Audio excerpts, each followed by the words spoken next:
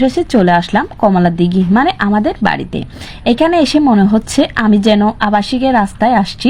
এত সুন্দর লাগতেছে রাস্তাটা দেখে। আসলে আমি নিউজে ভিডিওতে রাস্তাটা দেখেছি, যখন থেকে কাজ চলতেছে তখন থেকে দেখেছি, কিন্তু গত 27 জুন সকালে এই সড়কটি আনুষ্ঠানিকভাবে উদ্বোধন করা হয়েছে। উদ্বোধন করেছেন বিএনপির কেন্দ্রীয় কমিটি ভাইস চেয়ারম্যান ও সাবেক সংসদ সদস্য আলহাজ গিয়াসউদ্দিন খাদের চৌধুরী ও জসিমউদ্দিন সাহেবের পরিবারের সদস্যরা। তবে আমি নিউজে দেখেছি অনেকবার। রাস্তাটা দেখতে অনেক সুন্দর দেখাচ্ছে। এখানে এসে দেখি শাম্মা হালদার পাড়া এত সুন্দর একটা মসজিদের সামনে এসে গেছি আমি। এই মসজিদে 20 কোটি টাকা দিয়ে জসিমউদ্দিন সাহেব আরব দেশের মতো মসজিদ করে দিয়েছেন। সেখানে 2000 মানুষ নামাজ পড়তে পারে। আলহামদুলিল্লাহ আলহামদুলিল্লাহ।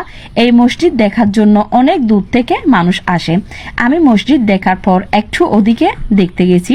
ওমা, দেখি ওদিকে যত যাচ্ছি তত চলে যেতে ইচ্ছে করতেছে। অবশেষে আমি তো ছোট বাচ্চার মতো ভিডিও ছবি তুলতে আছি, যত দেখি তত দেখতে ইচ্ছে করতেছি। এই তো একটু ব্রিজের উপর চলে আসলাম।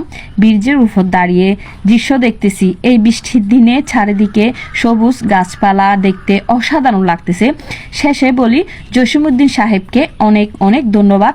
এত সুন্দর একটা রাস্তা উপহার দেওয়ার জন্য অনেক কৃতজ্ঞতা প্রকাশ করছি। এই রাস্তা দিয়ে আগে আসা যাওয়া করতে অনেক কষ্ট হতো, বেশ কয়েকবার উঁচুটকেও পড়ে যেতাম। এখন মনে হচ্ছে গাড়ি ছাড়াও হাঁটা যাবে। এত সুন্দর রাস্তায় কার না ভালো লাগবে হাঁটতে বলেন? তো তার মধ্যে চারিদিকে সবুজ গাছপালা, মাঝখানে এত সুন্দর রাস্তা, সব কিছু মিলে অসাধারণ দেখাচ্ছে। এই তো মানে চারিদিকে বিল, হালকা হালকা কিন্তু বৃষ্টিও পড়তেছে। আমি কিন্তু বৃষ্টি পানি তো ভিজতেছি, তারপরে কি করব, রাস্তা দেখার জন্য ইচ্ছে হলো চলে আসলাম। চারিদিকে পানি বৃষ্টি সব কিছু মিলে কিন্তু অসাধারণ দেখাচ্ছে। অবশেষে আমি চলে যাচ্ছি। আমি এখন কমলার দিঘি। আমাদের কমলার দিকে এখন অনেক পরিবর্তন হয়ে গেছে। রাস্তাটা দেখে কিন্তু অনেক সুন্দর লাগতেছে, চিনাই যাচ্ছে না এটা যে আমাদের কমলার দিঘি। সবাই ভালো থাকবেন, আবার দেখা হবে নেক্সট কোনো নতুন ভিডিও নিয়ে। আল্লাহ হাফেজ।